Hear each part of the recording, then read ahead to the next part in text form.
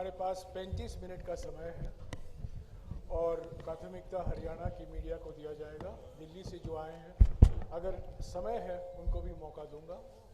अगर आप लोगों में से किसी को मौका नहीं मिलेगा, आज 15 तारीख को जलंधर में अगला प्रेस कॉन्फ्रेंस है, वहाँ आपको निमंत्रण दिया जा रहा है। और आज 118 दिन में ये 10वां प्रेस कॉन्फ्रेंस है राहुल जी का। मैं राहुल जी से गुजारिश करूंगा कि अगर 2-3 मिनट के लिए वो एक ओपनिंग वक्तव्य दे दें, उसके बाद आप सवाल कर सकते हैं। राहुल जी। नमस्कार। सब बड़े सीरियस लग रहे हैं आप। आपका बहुत बहुत धन्यवाद, आप यहाँ आए। अब यात्रा कन्याकुमारी से हरियाणा तक पहुंची है और बहुत कुछ सीखने को मिला। बहुत लोगों से हम मिले और देश के दिल में जो है वो डायरेक्टली सुनने को मिला है हम सबको। हरियाणा में आपने रिस्पॉन्स देखा, बहुत अच्छा रिस्पॉन्स है, एनर्जेटिक, एंथुजियास्टिक रिस्पॉन्स है। शुरुआत की थी तो लोगों ने कहा कि देखिए केरला में जो रिस्पॉन्स मिलेगा, जो केरला में रिस्पॉन्स मिला वो कर्नाटक में नहीं मिलेगा, बीजेपी के स्टेट में नहीं मिलेगा। पता लगा कर्नाटक में केरला से भी बेहतर रिस्पॉन्स। फिर कहा कि भाई साउथ में मिला है, अब जब हम महाराष्ट्र पहुंचेंगे तो रिस्पॉन्स नहीं होगा, महाराष्ट्र में साउथ से भी अच्छा। और फिर जब हम हिंदी बेल्ट में जा रहे थे कहते हैं हिंदी बेल्ट में तो बिल्कुल नहीं होगा, महाराष्ट्र में रिस्पॉन्स अच्छा, हिंदी बेल्ट में नहीं होगा। मध्य प्रदेश में देखा और भी इम्प्रूवमेंट। और फिर जब हम हरियाणा में आ रहे थे, नहीं बीजेपी की सरकार है, वो रिस्पॉन्स नहीं मिलेगा, और भी इम्प्रूवमेंट। मतलब जहां जितना हम आगे बढ़ते जा रहे हैं रिस्पॉन्स इम्प्रूव करता जा रहा है। तो मैं हरियाणा के युवाओं से, हरियाणा की जनता से, माताएं बहनों से दिल से धन्यवाद करना चाहता हूं कि आपने इतना प्यार दिया, आपने इतनी शक्ति दी, इसके लिए हम बहुत बहुत आभारी हैं। यहाँ पे लोगों ने, किसानों ने हमें हरियाणा की सच्चाई बताई, सड़कों पे हम चले हैं वो भी हमने देखा। तो रियलिटी हमारे और आपके सामने है। अब आप जो भी सवाल पूछना चाहते हैं पूछ सकते हैं। Would you like me to say it in English? Would you like me to say it in English और no need? No, I think Hindi is better. Dainik Bhaskar से महेश कुमार।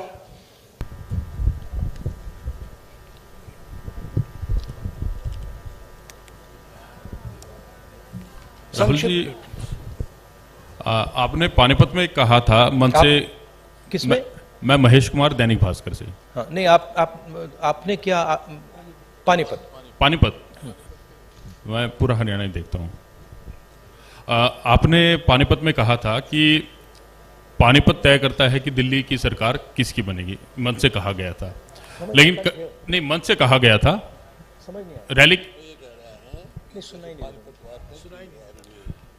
आवाज नहीं आ रही मेरी? ओके, भाई थोड़ा माइक को एडजस्ट कर लीजिए। Just put the mic a bit. आप बोलिए प्लीज। आपने पानीपत में कहा, पानीपत में मंच से कहा गया था कि पानीपत तय करता है कि दिल्ली में सरकार किसकी होगी। मैंने कहा पानीपत में मंच से कहा गया था। और करनाल में यह कहा गया कि यह यात्रा वोटों के लिए नहीं है। तो इसमें एक कहीं ना कहीं कंफ्यूजन है कि ये एक जन आंदोलन है या राजनीतिक यात्रा है। क्योंकि पॉलिटिशियन जिस भी थॉट के साथ कोई भी एक एक्टिविटी करता है, फुल टाइम पॉलिटिशियन, उसका थॉट तभी लागू होगा जब उसके पास सरकार होगी। तो एक चीज तो मैं ये जानना चाह रहा हूं कि इस यात्रा को हम जन आंदोलन और राजनीतिक यात्रा के बीच में कहां स्टैंड खड़ा देखें, कहां पे है ये। और इसके साथ ही ये चीज है कि एक माइलस्टोन है ये यात्रा, आपकी लाइफ टाइम का है। तो 30 जनवरी के बाद इस माइलस्टोन का टेक अवे पार्टी और आपके पास क्या होगा?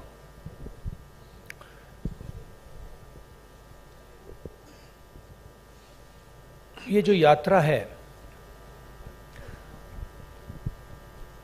जो हिंदुस्तान की आवाज को दबाया जा रहा है और जो हिंदुस्तान में डर फैलाया जा रहा है, हिंदुस्तान को जो बांटा जा रहा है,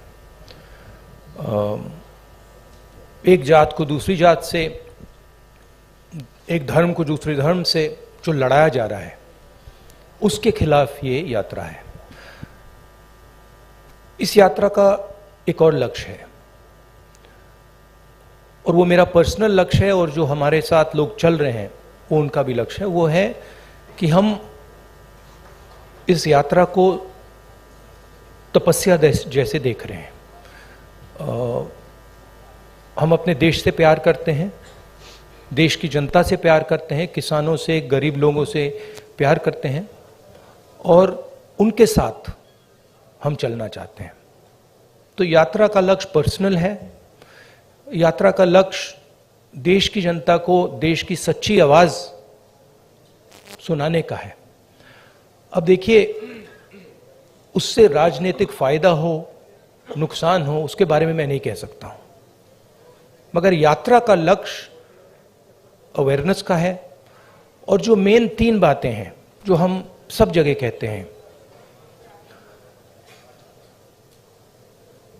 भारत जोड़ो, डर के खिलाफ खड़े हो, नफरत मत करो, ये एक मुद्दा है।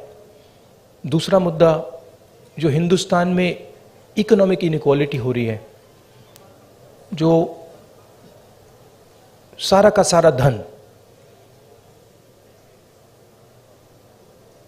मीडिया, दूसरे इंस्टीट्यूशंस, 2, 3, 4 लोगों के हाथ में है, इसके खिलाफ।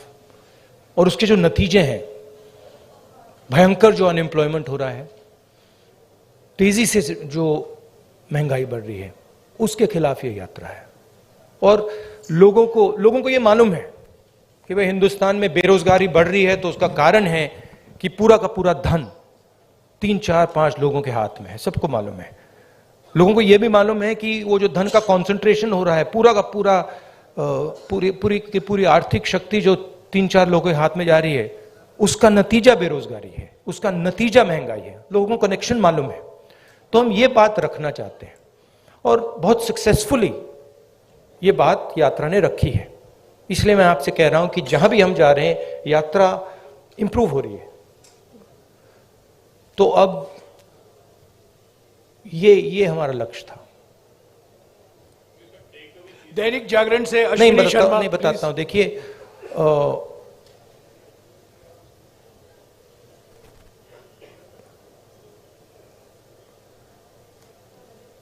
जब अर्जुन मछली की आंख में तीर मार रहा था, तो उसने आपसे कहा, उसने कहा कि आंख में तीर मारने के बाद मैं क्या करूंगा? कहा था क्या? नहीं कहा था ना। उस कहानी का मतलब है, वो गीता में भी है, तुम काम करो, जो होना है होगा, ध्यान काम पे रखो। तो वही थिंकिंग है यात्रा की भी। आपका सवाल अच्छा है। यात्रा के बाद एक और काम होगा, उसके बाद शायद एक और काम होगा, फिर आपको जवाब मिल जाएगा। शुक्रिया राहुल जी। जागरण से अश्विनी शर्मा, संक्षिप्त में प्लीज। हेलो, संक्षेप में मेरा सवाल इतना है सर कि यात्रा शुरू होने से पहले का राहुल गांधी और आज के राहुल गांधी में कितना अंतर है? हाँ, थैंक यू।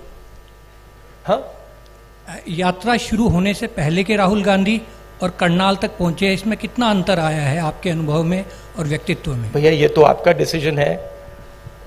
ये तो आप लोग जज, जूरी और एक्सिक्यूशनर हो। मेरा निर्णय तो नहीं है, मेरा डिसीजन तो नहीं है।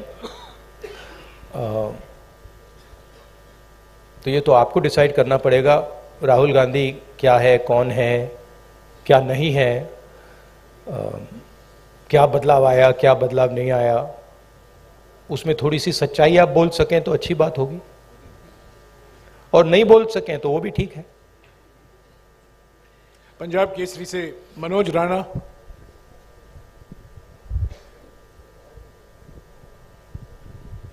सर नमस्कार।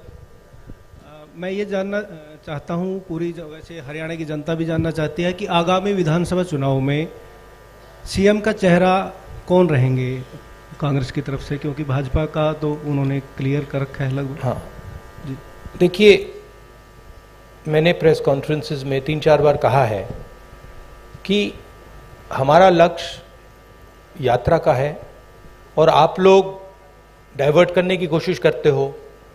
पता नहीं आप यात्रा को दिखाते ही नहीं हो। आपको कहा गया है कि भाई यात्रा को दिखाओ मत। सोशल मीडिया में मतलब बवाल मचा हुआ है, तूफान आया हुआ है, मगर नेशनल मीडिया में कुछ नहीं दिखाया जाता।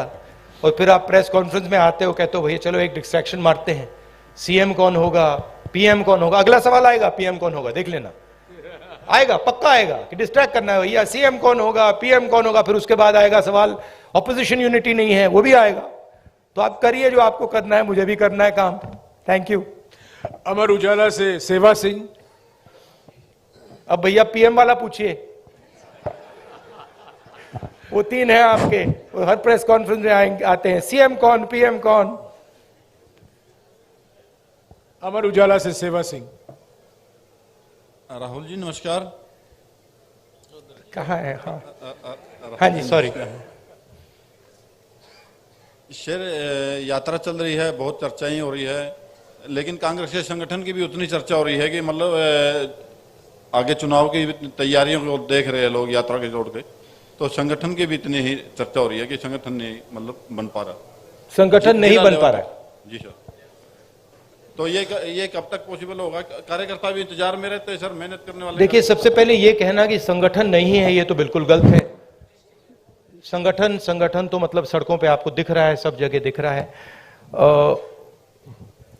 खारगे जी प्रेसिडेंट हैं, मैं कांग्रेस पार्टी का प्रेसिडेंट नहीं हूं, तो ये सवाल आपको खारगे जी से पूछना पड़ेगा कि एग्जैक्टली हरियाणा का संगठन में इंप्रूवमेंट कैसे लाई जाएगी। मैं हरियाणा के 3 डिजिटल न्यूज चैनल से सवाल पूछवाऊंगा। लोकवाणी से मनदीप पूनिया। हाँ जी, माइक दीजिएगा इनको जल्दी। सर नमस्कार। नमस्कार सर। सर मैं आपसे ये सवाल पूछना चाहता हूं कि आप लगातार कह रहे हैं कि डर का माहौल है, नफरत फैल रही है, डर का माहौल है। आपकी सरकार छत्तीसगढ़ में है, वहां पर सोनी सोरी जो कि इंटरनेशनल ह्यूमन राइट एक्टिविस्ट मानी जाती हैं, उनके घर की बिजली काट दी गई है, वो अंधेरे में रह रही हैं। अभी कुछ दिन पहले वहां पर एक 19 साल के आदिवासी लड़के का छत्तीसगढ़ पुलिस एनकाउंटर करती है। तो डर का माहौल भी आपको दिख रहा है, और क्योंकि इस यात्रा से आप कह रहे हैं कि सिविल सोसाइटी, पत्रकार, वकील, जो भी सेक्शन डरा हुआ है, उसके आप दिल की उसकी मन की उसको डर को आप कम करना चाहते हैं। तो सोनी सोरी जो कि इंटरनेशनल एक्टिविस्ट हैं, वो डर में वहां अंधेरे में बैठी हुई हैं, तो वहां आपकी सरकार है। बाकी अगर आपकी सरकार सेंटर में आ गई तो फिर वही जो छत्तीसगढ़ में क्या वही होगा? नहीं, सबसे पहली बात यह है, देखने की बात है कि ये जो आपने मेरे सामने सवाल रखा है, ये आप नरेंद्र मोदी जी के सामने रख सकते हैं क्या? सबसे पहली बात यह है। कहां रखे हैं आपने? नहीं, कवरेज एक व्यक्ति के सामने सवाल रखना और कवरेज करना में बहुत फर्क होता है। प्रधानमंत्री जी ने ऐसे कितने प्रेस कॉन्फ्रेंस किए हैं जहां पे कोई भी पत्रकार उनसे ऐसा सवाल पूछे। सबसे पहली बात यह है, ठीक है। दूसरी बात यह है कि मैं कह रहा हूं कि देश की जनता को बांटकर उनमें नफरत फैलाई जा रही है। हिंदू मुस्लिम, अलग अलग जात के लोगों को लड़ाया जा रहा है। क्या कांग्रेस पार्टी ये करती है? कांग्रेस पार्टी ने कभी कहा है कि एक जात के व्यक्ति को दूसरे जात के व्यक्ति की हत्या करनी चाहिए?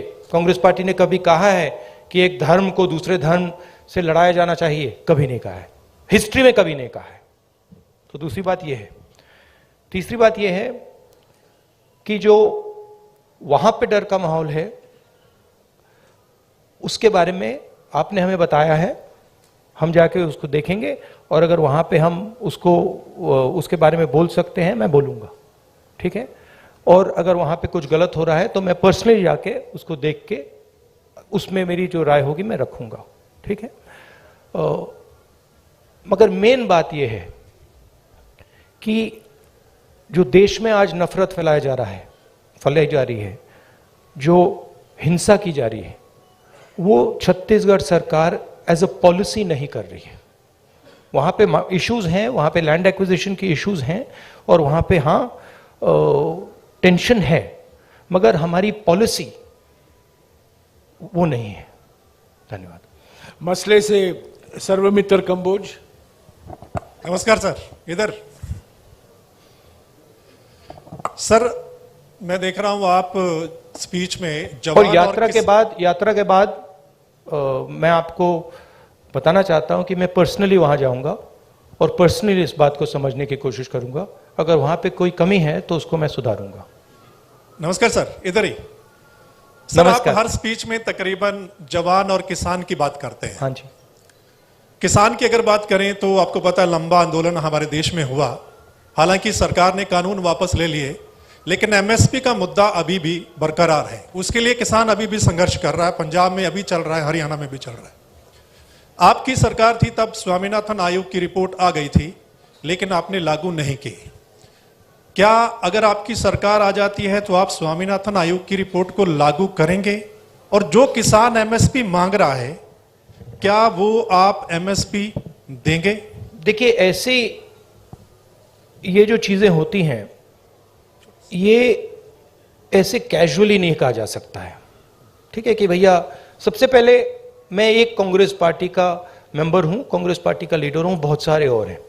तो अगर हम इस बात को सीरियसली कहना चाहते हैं तो ये डिस्कशन हम अपनी मैनिफेस्टो कमिटीज में करते हैं और उसको सीरियसली असेस करते हैं जी। उसके फाइनेंशियल इंप्लीकेशंस असेस करते हैं, उसके दूसरे इंप्लीकेशंस असेस करते हैं और फिर उस पर निर्णय लेते हैं जी। मैं यहां कह सकता हूं हाँ करेंगे ना करेंगे, उसका कोई मतलब नहीं है। जो हमारे मैनिफेस्टो में आएगा वो हमारा डिसीजन होगा और वो गारंटी करके हम करेंगे। जैसे हमने न्याय योजना के बारे में कहा था, हमने अलग अलग स्टेट्स में कर्जा माफी की बात की थी। जब हमारे मैनिफेस्टो में आ जाता है वो होगा ही होगा। ठीक है, तो पहली बात ये है। दूसरी बात ये है कि हम एक्सेप्ट करते हैं कि जो किसान है उसको चारों ओर से घेरा जा रहा है। उसको डायरेक्टली मारा जा रहा है, फ्यूल प्राइसेस से लेकर डायरेक्ट डीजल पेट्रोल के प्राइस से डायरेक्ट मारा जा रहा है। उसको इनडायरेक्टली मारा जा रहा है।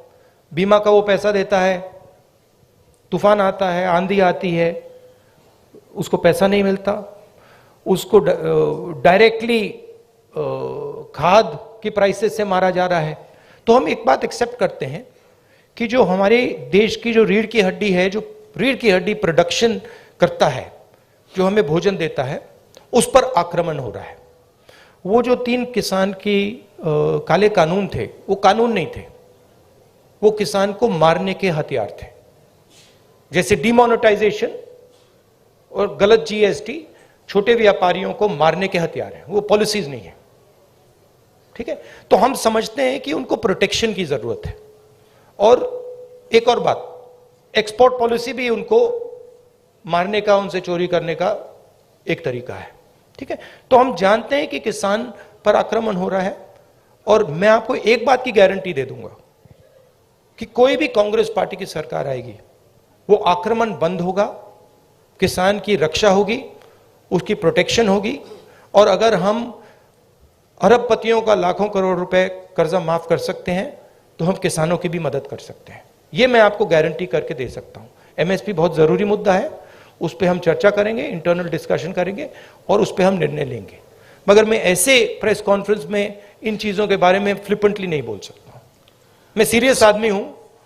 मैं अगर मेरे मुंह से कुछ निकलता है तो क्रेडिबली निकलना चाहिए, सच्चाई निकलना चाहिए। नहीं, सप्लीमेंट्री नहीं, एक सेकंड, जवान की बात करता हूं। बेरोजगारी की बात बहुत ज्यादा, जिस स्टेट में आप बैठे हैं आंकड़ों के हिसाब से टॉप पर, सप्लीमेंटरी प्लीज, टॉप पर। नो सप्लीमेंट्री नहीं। जवान के बारे में मैं आपको बताता हूं। एक सेकंड सर, आप कहते हैं कि कोई इंजीनियरिंग में जा रहा है, कोई मेडिकल करता है, आईएएस करना चाहते हैं, लेकिन जॉब्स नहीं है, यानी कि उनको पता नहीं कितनी जॉब्स हैं। तो आपके पास क्या ऐसा रोड मैप है? हमारे देश में हर साल लाखों ग्रेजुएट निकलते हैं, पोस्ट ग्रेजुएट निकलते हैं।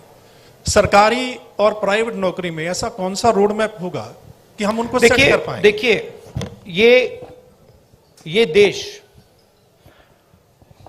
अपने युवाओं से झूठ बोल रहा है। ठीक है, झूठ क्या है? मैं अब 3000 किलोमीटर चला हूं, युवाओं से मैं पूछता हूं, बच्चों से पूछता हूं क्या करना चाहते हो, 5 जवाब मिलते हैं, engineer, doctor, lawyer, army, administration.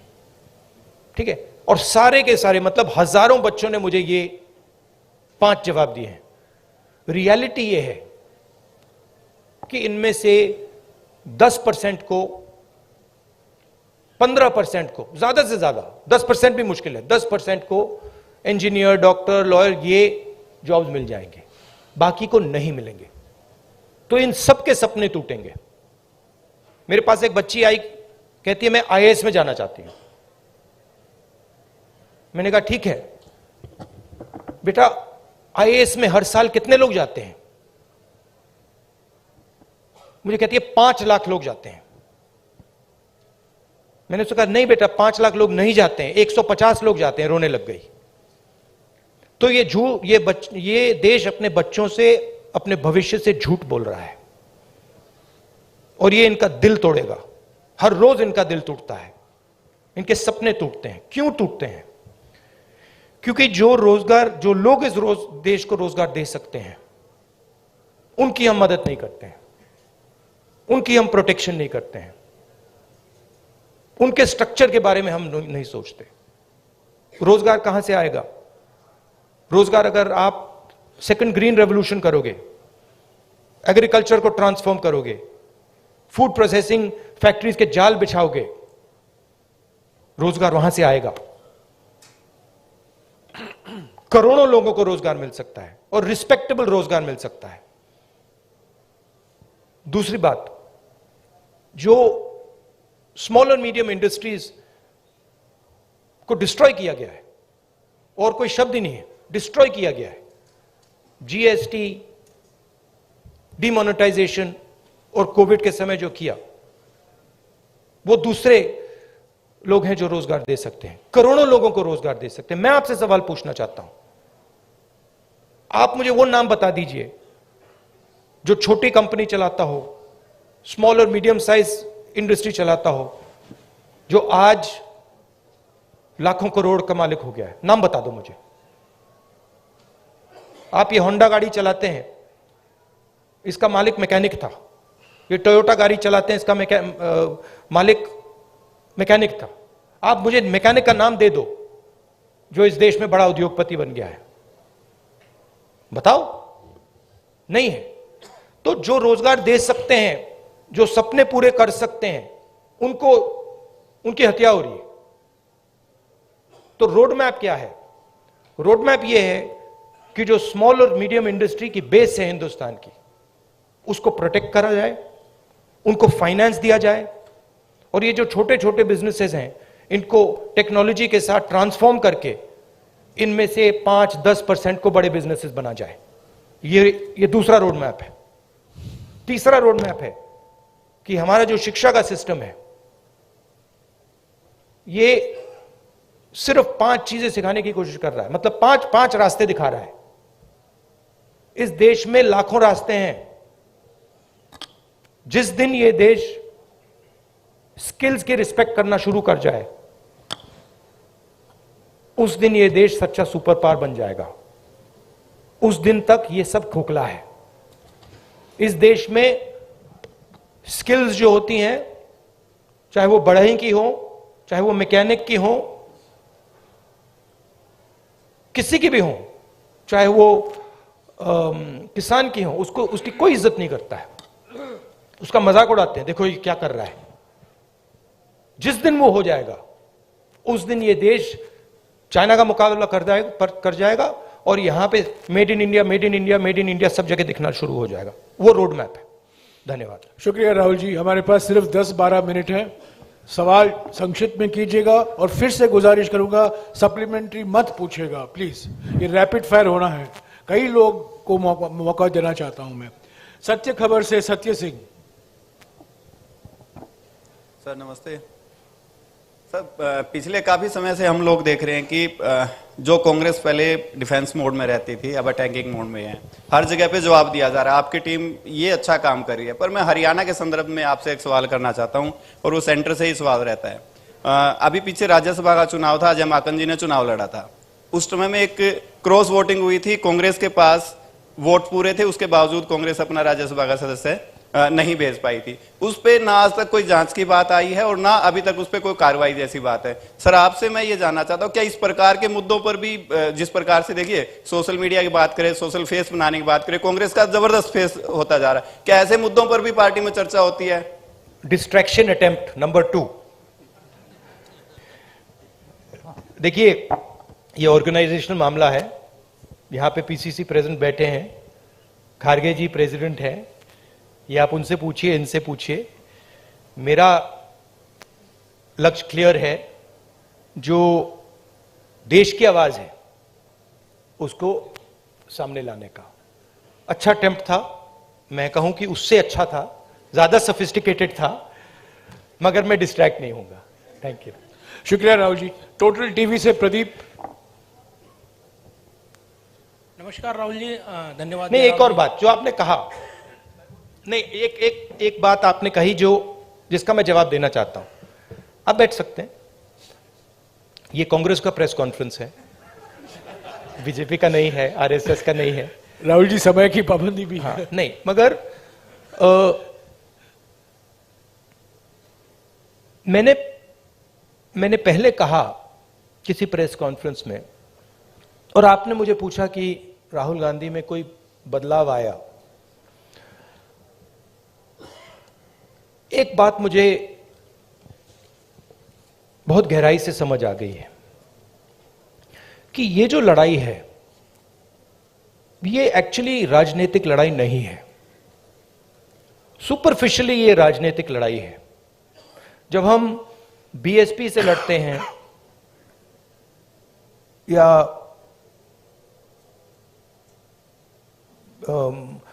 TRS से हमारा चुनाव होता है तो वो राजनीतिक लड़ाई होती है। मगर अब देश में एक चेंज आ गया है। जब से आरएसएस ने इस देश की जो इंस्टीट्यूशंस हैं उनको पकड़ा है, उस दिन से ये लड़ाई राजनीतिक नहीं रही। इसका ये अब दूसरी लड़ाई हो गई है।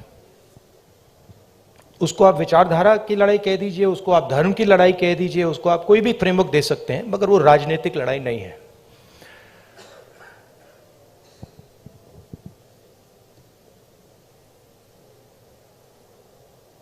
कांग्रेस पार्टी की अगर आप हिस्ट्री देखें, जो आपने कहा कार्यकर्ता में जोश आ गया है, ये तपस्या का संगठन है। इसको अगर आप तपस्या में लगाते हैं तो इसकी एनर्जी बढ़ती है। बीजेपी पूजा का संगठन है, उसको अगर आप पूजा में लगाएंगे उसमें स्ट्रेंथ आती है। अब बीजेपी, अब पूजा दो तरीके की होती है, धर्म की बात कर रहा हूं। पूजा नॉर्मली होती है कि भाई मैं भगवान के पास जाता हूं और मैं उनसे कुछ मांगता हूं। मगर इनिशिएटिव जो पूजा करता है उसका होता है, ठीक है। आरएसएस की पूजा अलग है। आरएसएस चाहता है कि फोर्सिबली उनकी पूजा हो। मोदी जी चाहते हैं, इसलिए वो आपसे नहीं मिलते हैं, कि फोर्सिबली उनकी पूजा हो और देश में सब लोग उनकी पूजा करें। उसका रिस्पॉन्स एक ही हो सकता है, उसका रिस्पॉन्स तपस्या ही हो सकता है और कोई रिस्पॉन्स नहीं हो सकता है। और इसीलिए ये जो यात्रा है ये बहुत सक्सेसफुल है, क्योंकि इसमें सिर्फ कांग्रेस पार्टी तपस्या नहीं कर रही है, सिर्फ एक व्यक्ति तपस्या नहीं कर रहा है, इसमें लाखों लोग तपस्या कर रहे हैं। और इस यात्रा का मैसेज यही है कि जो मैंने अभी आपको बोला, जो आपने रोड मैप की बात पूछी, कि इस देश में तपस्या की रिस्पेक्ट होनी चाहिए, स्किल्स की रिस्पेक्ट होनी चाहिए, काम की रिस्पेक्ट होनी चाहिए। कांग्रेस पार्टी ये कहती है, हिस्टोरिकली ये कहा है, और बीजेपी कहती है, आरएसएस कहती है कि नहीं भैया, तपस्या की कोई रिस्पेक्ट नहीं होनी चाहिए, जो हमारी पूजा करेगा उसकी रिस्पेक्ट होगी। अब आप इस फ्रेमवर्क से नोटबंदी को देखिए, क्या नोटबंदी ने हिंदुस्तान के गरीब की तपस्या की रिस्पेक्ट की? बिल्कुल नहीं। वो तपस्या पर आक्रमण था। उसका मैसेज था किसान से, छोटे मजदूर से, छोटे व्यापारी से, भैया तू जितनी तपस्या करनी है तू कर ले, कुछ फर्क नहीं पड़ेगा, जला देंगे। और बीजेपी आरएसएस इस देश को फोर्स्ड पूजा की ओर ले जा रही है, धन का प्रयोग करके, इंस्टीट्यूशंस को कैप्चर करके, लोगों को डरा के, आप लोगों को डरा के। वो आपसे कह रहे हैं भैया तपस्या मत करो, आपसे कह रहे हैं आपकी जो तपस्या है, जो सच्चाई मतलब आपको अपने टेलीविजन स्क्रीन पे डालनी है, वो मत करो, मार देंगे, हमारी पूजा करो। इसीलिए प्रधानमंत्री जी आपके सामने नहीं आ सकते, क्योंकि उसमें आपकी तपस्या की झलक दिख जाएगी, कहीं ना कहीं से कोई सवाल पूछ जाएगा। तो ये लड़ाई है पूजा और तपस्या के बीच में। हमारा संगठन तपस्या का है, और अगर हमारे संगठन में कमी है तो तपस्या की कमी थी, और उस यात्रा ने इसको क्लियर कर दिया है कि यह तपस्या का संगठन है, वो पूजा का संगठन है। उनका वो काम है, हमारा ये काम है। राहुल जी नमस्कार। शुक्रिया राहुल जी। टोटल टीवी से प्रदीप। राहुल जी नमस्कार, मैं प्रदीप। और ये जो आपने शिव जी की फोटो देखी होगी, ये आपने देखा है, ये सिंबल देखा है आपने, शिव जी की फोटो में देखा है, इसका मतलब क्या है? कोई बता सकता है? आप कहेंगे आशीर्वाद। आशीर्वाद नहीं है, ये अभय मुद्रा है, डरो मत। ये तपस्या का सिग्नल है। अपना काम करो, तपस्या करो, डरो मत। इसीलिए तो कांग्रेस का ये सिंबल है। नहीं, आप हंस रहे हो, मैंने रिसर्च किया है। ये सिंबल कहां से आया, कैसे आया, मैं आपको किसी दिन बता दूंगा, आप हैरान हो जाओगे। अच्छा, आपने गुरु नानक की फोटो देखी है? उसमें भी आपने देखा होगा, देखिए ना। बुद्धा की फोटो देखी है, उसमें भी अभय मुद्रा।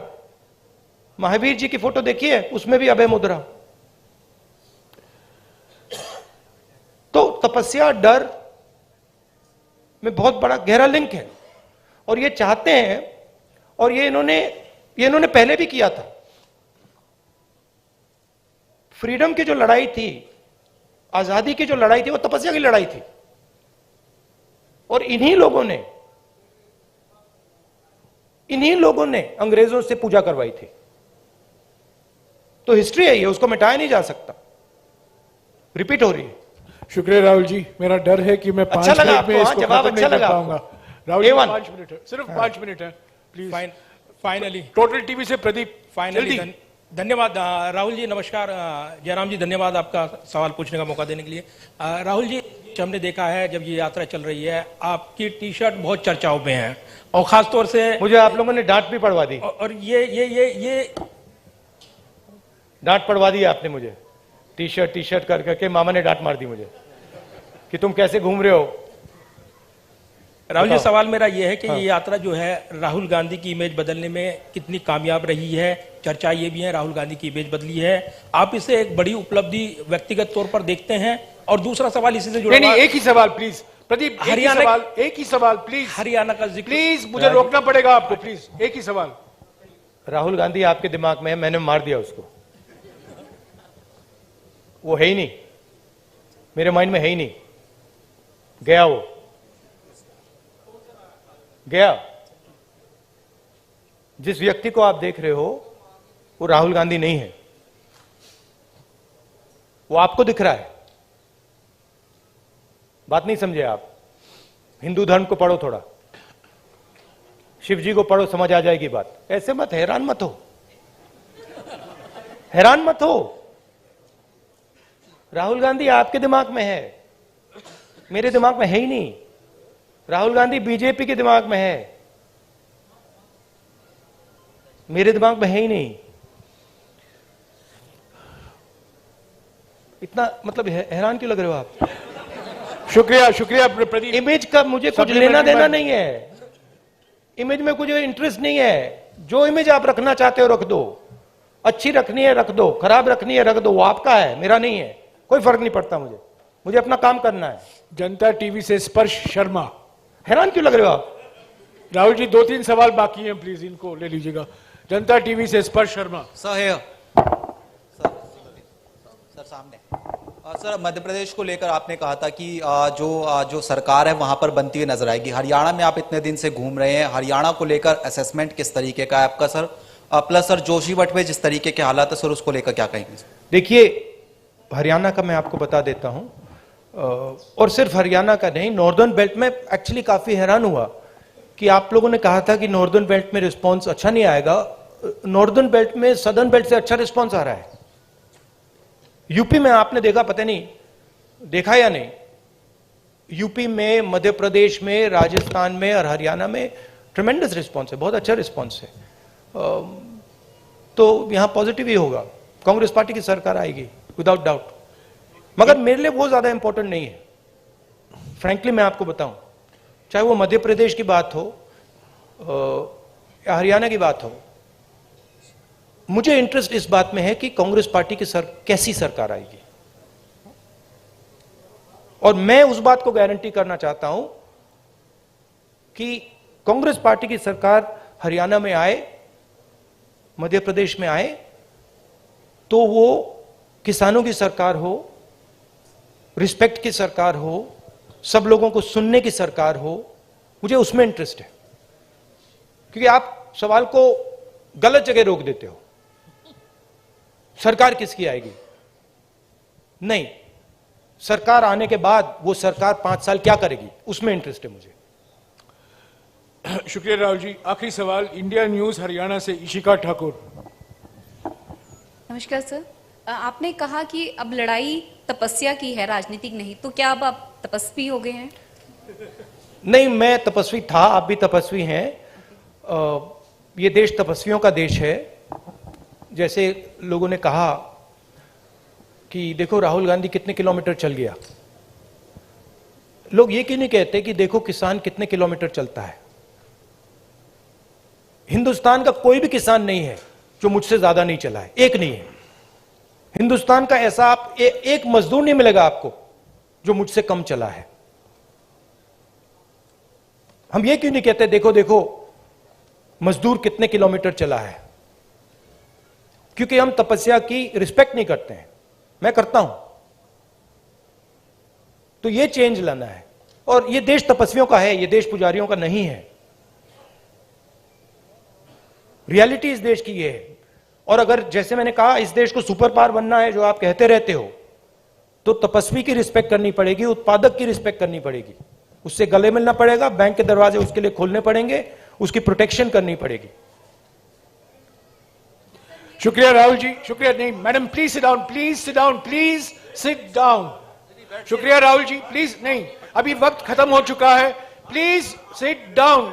Rahul ji please don't answer, please. I won't say. तो प्लीज नहीं, समय हो चुका है, राहुल जी को जाना है, और भी मीटिंग है, कई लोग आने वाले हैं जमीन में, और पद यात्रा शुरू होने वाला है। प्लीज जो 5-6 लोग रह गए हैं, 15 तारीख को जलंधर में आइए, आपको मौका मिलेगा। मैं Rahul ji thank you very much. देता हूँ। अभी एक फोटो लिया जाएगा आपके साथ। राहुल जी बैठ जाइए, राहुल जी यहाँ फोटो लेंगे आपसे। आप एनडीटीवी के हो? आप एनडीटीवी के हो? चेक कर रहा हूँ।